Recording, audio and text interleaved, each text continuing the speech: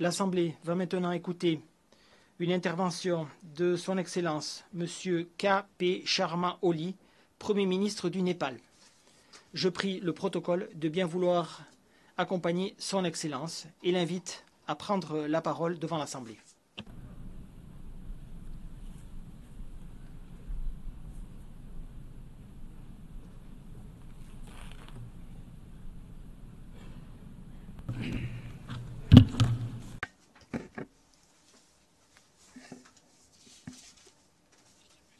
Monsieur le Président, Excellences, Mesdames et Messieurs les chefs d'État et de gouvernement, Monsieur le Secrétaire général, Mesdames et Messieurs les représentantes et représentants, Mesdames et Messieurs, je me tiens devant vous en tant que humble représentant de 30 millions de Népalais fiers de l'être. Tout d'abord, permettez-moi d'adresser mes félicitations sincères à Monsieur le Président, à vous et aux membres du bureau. Félicitations pour votre élection, bien méritée. Je voudrais également réaffirmer que le Népal vous soutiendra pleinement, tandis que vous vous acquitterez des responsabilités importantes qui vous sont confiées.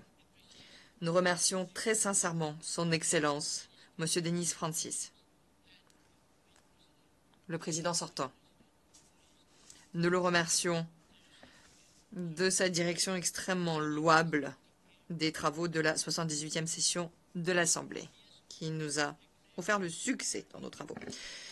Nous devons également absolument remercier le secrétaire général, M. Antonio Guterres. Nous le remercions de son dévouement inlassable pour renforcer le multilatéralisme et pour relever les défis mondiaux. Je me rappelle votre visite au Népal l'année dernière, Monsieur le secrétaire général.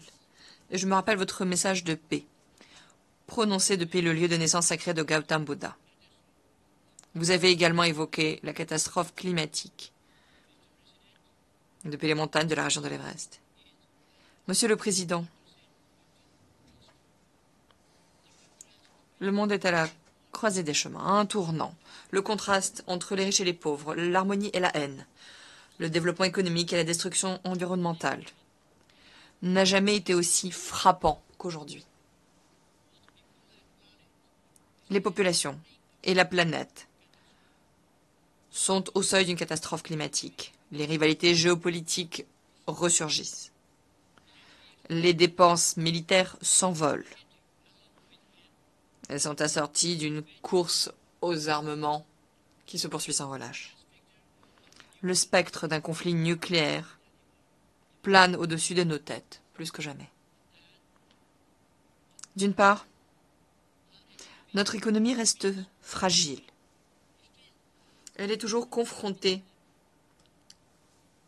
aux effets qui perdurent de la pandémie de Covid-19.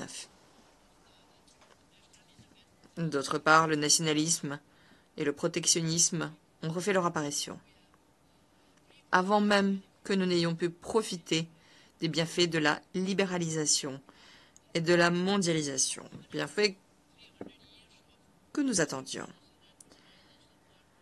Même après 300 ans d'industrialisation et de modernisation, il semble profondément troublant que dans notre monde soi-disant civilisé du XXIe siècle, la richesse et la prospérité soient concentrées essentiellement entre les mains du Nord global, et la pauvreté se concentre essentiellement dans le sud de la planète, en particulier dans les pays les moins avancés, PMA.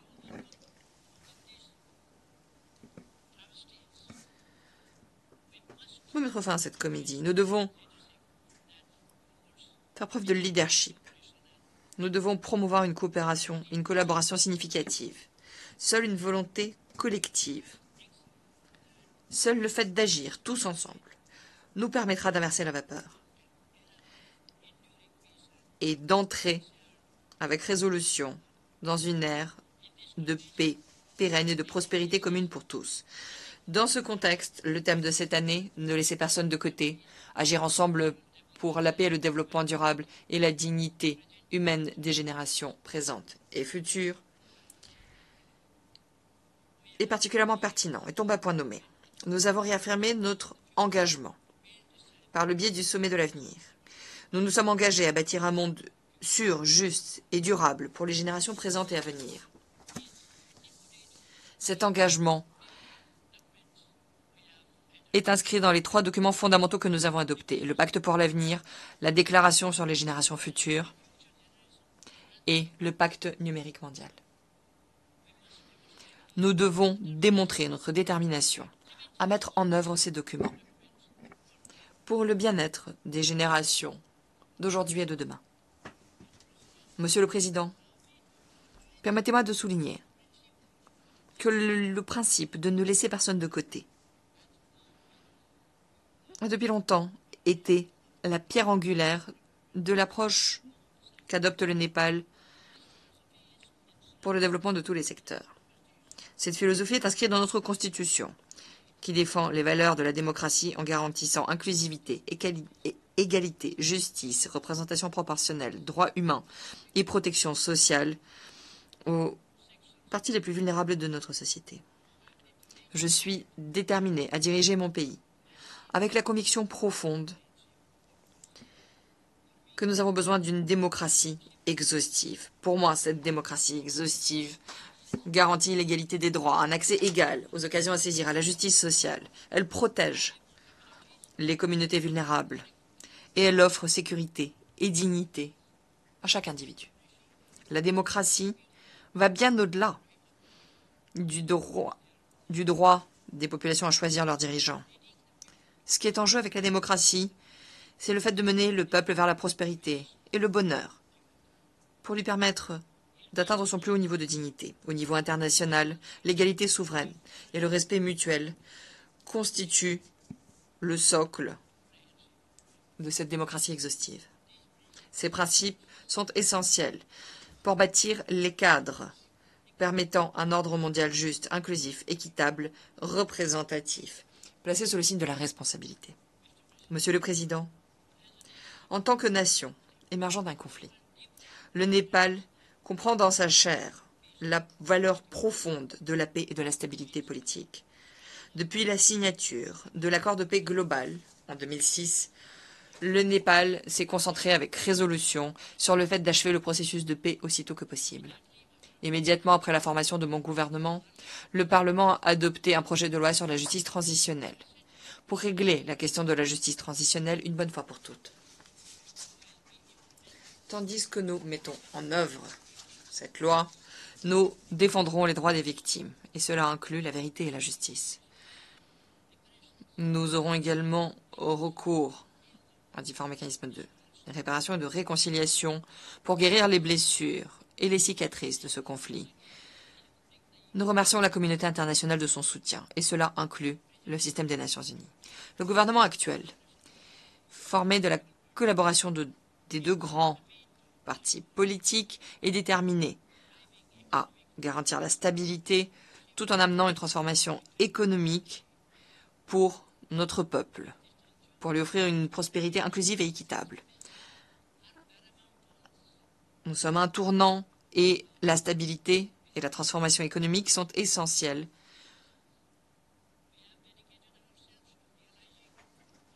pour nous. Et c'est plus important pour nous que les élections qui se tiennent périodiquement, que notre course dans ces compétitions, dans ces élections. Nous nous sommes attachés à mettre en œuvre notre aspiration nationale, un Népal prospère pour des Népalais heureux. Le Népal sera reclassé de son statut de PMA en 2026. Nous travaillons sans relâche pour atteindre les ODD d'ici 2023 et nous aspirons à devenir un pays développé d'ici 2043, malgré les vents contraires économiques significatifs auxquels nous sommes confrontés. Néanmoins, notre cheminement vers les ODD reste semé d'embûches. Nous sommes confrontés à des lacunes financières majeures, s'élevant à près de 24 milliards de dollars américains, pour pouvoir atteindre les objectifs du programme 2030.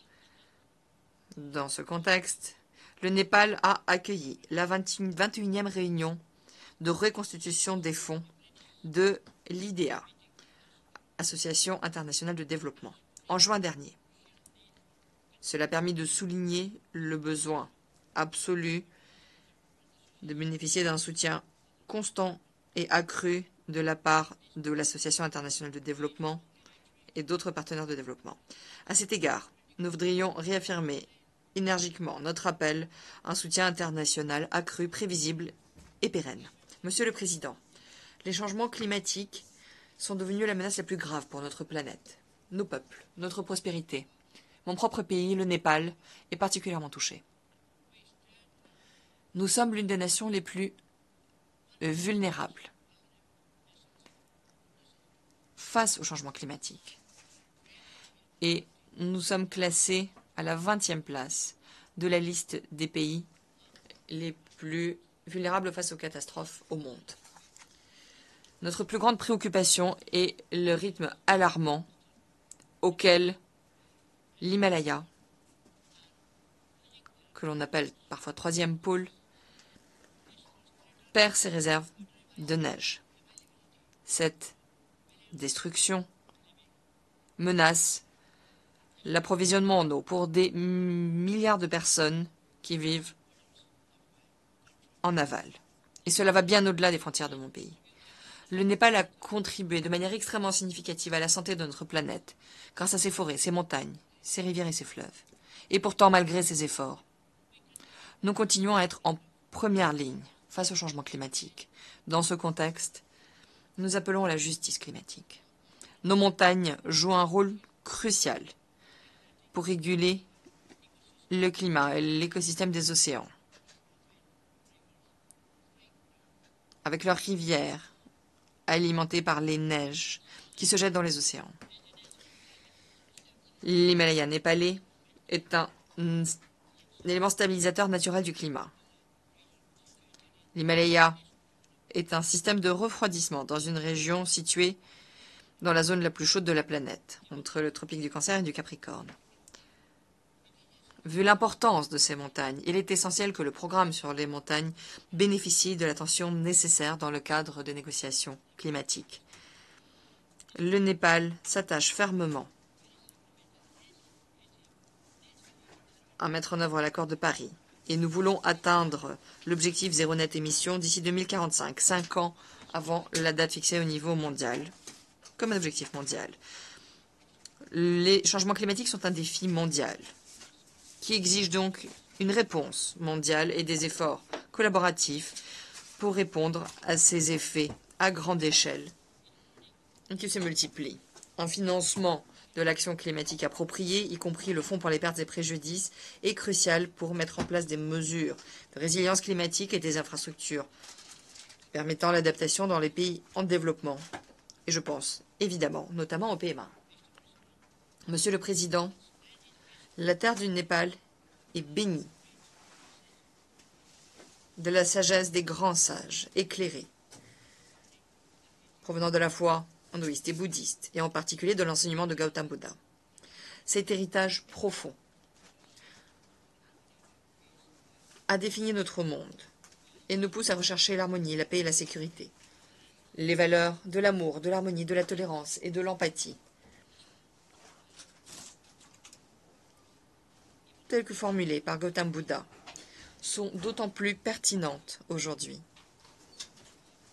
Elles sont encore plus importantes qu'il y a plus de 2500 ans. Mais il est absolument terrible pour nous de constater que le monde est de plus en plus marqué par les divisions, la suspicion, la haine, l'inimitié. Le Népal est profondément convaincu que le dialogue et la diplomatie sont les seuls outils nous permettant de résoudre les conflits. Cela inclut l'Ukraine et le Moyen-Orient. C'est par le biais de l'amour et de la compassion que l'hostilité et la haine peuvent être surmontées. Ouvrons ainsi la voie à une paix pérenne. En ce qui concerne le conflit israélo-palestinien, nous continuons à soutenir une solution des deux États, où Israël et la Palestine coexisteraient dans la paix et la sécurité, dans le cadre des frontières internationalement reconnues, conformément aux résolutions pertinentes des Nations Unies. Nous devons répondre à la crise humanitaire qui s'aggrave dans des régions telles que la Libye, la Syrie, le Soudan du Sud, le Yémen ou ailleurs. Il est absolument vital de respecter les principes de l'égalité souveraine, de la non-ingérence, tels qu'inscrits dans la Charte des Nations Unies, pour garantir paix et stabilité. Par conséquent, nous nous opposons énergiquement à toute forme d'intervention ou de sanction unilatérale. Monsieur le Président, le désarmement et la non-prolifération doivent être des questions prioritaires. Le Népal milite énergiquement pour le désarmement général et complet, appliqué à toutes les armes de destruction massive. En tant que pays hôte du Centre régional de l'ONU pour la paix et le désarmement en Asie-Pacifique, le Népal est profondément convaincu que des efforts à l'échelle régionale, y compris le processus de Katmandou, contribuent à renforcer le régime global de désarmement. Les technologies constituent une arme à double tranchant, en particulier pour les pays les moins avancés. Si nous les maîtrisons, nous pouvons faire des progrès remarquables. Si nous échouons, nous serons encore plus en retard.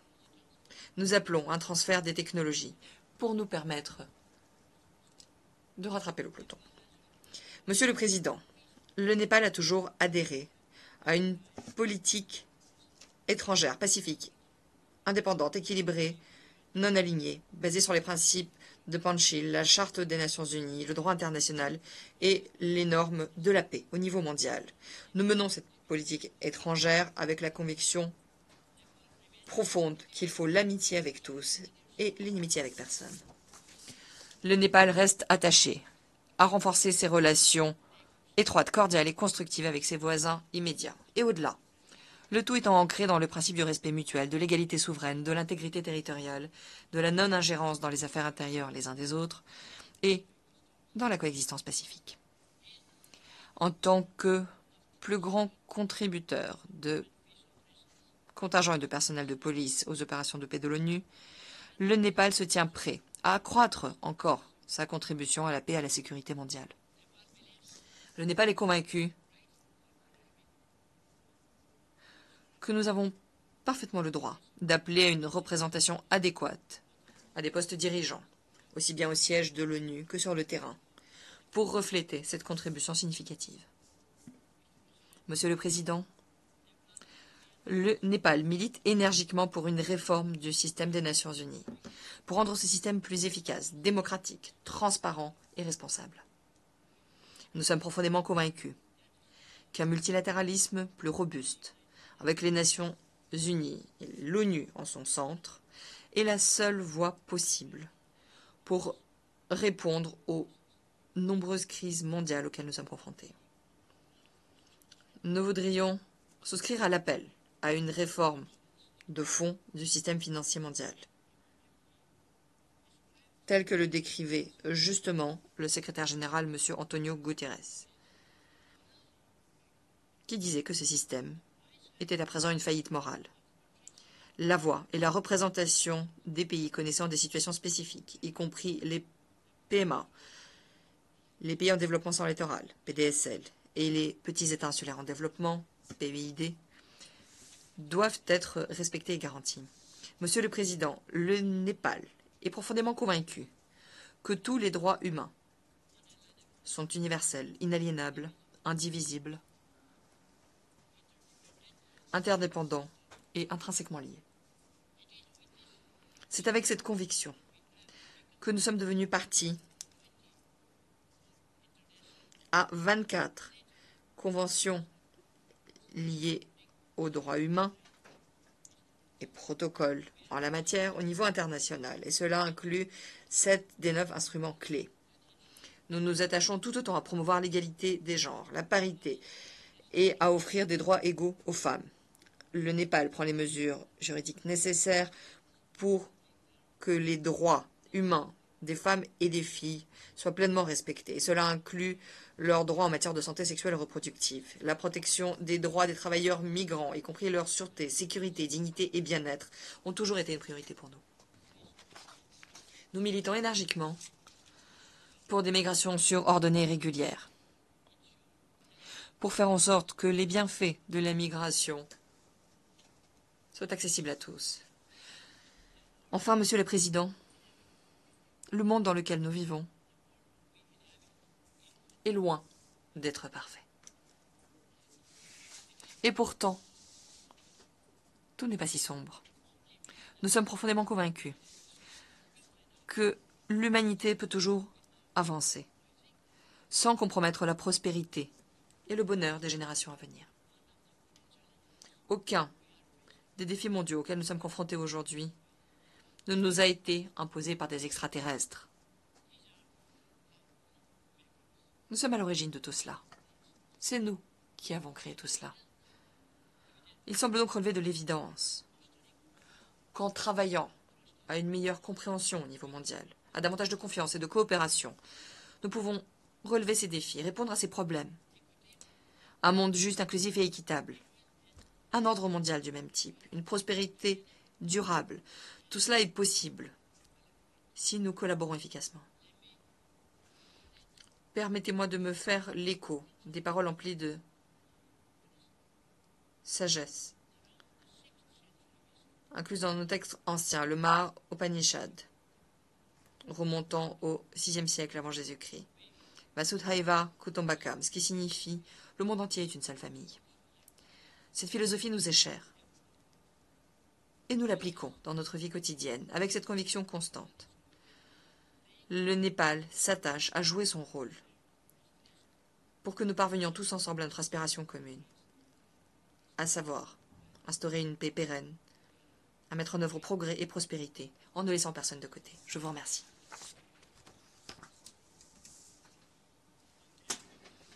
Au nom de l'Assemblée, je voudrais remercier le Premier ministre du Népal.